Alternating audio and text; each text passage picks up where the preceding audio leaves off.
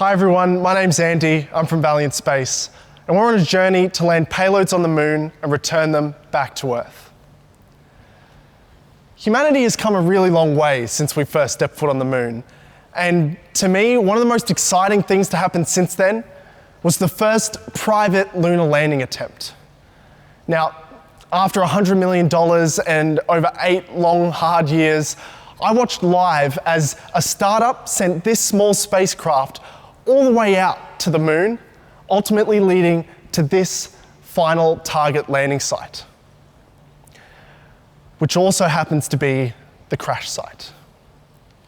Despite coming so close to success, this made me realize that we need to significantly reduce the risk of many core space technologies in order to have missions like these happening more routinely.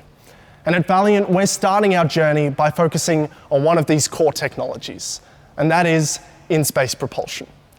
Now, almost every satellite uses some form of in-space propulsion, but the most common type is very high performance, but extremely toxic and dangerous. Now, imagine yourself sitting in an aircraft seat and you discover that every other passenger on board is carrying a Tupperware container full of nuclear waste in their laps. That's the reality that is faced every time a satellite is launched to space. Much like passengers on an aircraft, small satellites share their ride to space, which means you can have dozens of satellites on one launch, billions of dollars worth of value in a single rocket. And it only takes one of these to have a small fuel leak of this toxic fuel for every single mission on board to be jeopardized.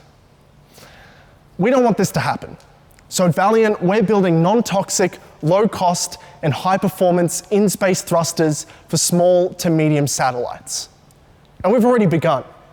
We were the team that built Australia's first commercially developed liquid-fueled rocket engine, which allowed us to validate many of the key technologies we need for our in-space thrusters. And after speaking with many potential customers, we've identified our first 2 main segments that we will be targeting who need our thrusters desperately.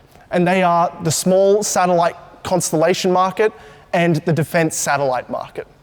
And they make up part of the total addressable market size of $4 billion in 2020, growing to $12 billion by 2030. Our journey sees us building our prototype thruster and completing it by the end of this year.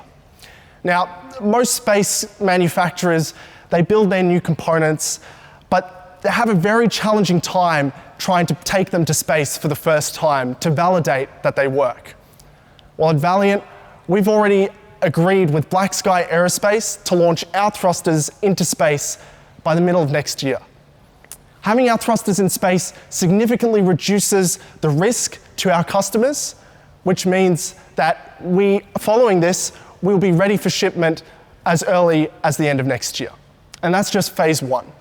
Phase 2 to 5 sees us continuing to reduce the risk on those other core technologies, ultimately leading to successfully fulfilling our vision of landing on the moon and returning back to Earth.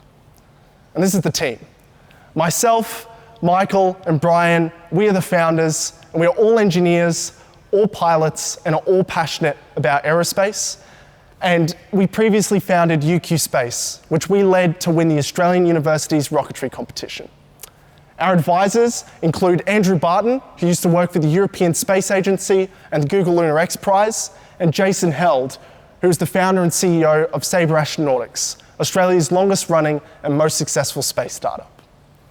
Today, we're asking for $500,000 of investment in the form of convertible notes to take our thrusters into space.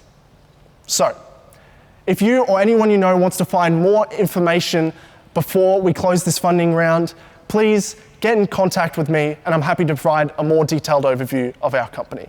Thank you.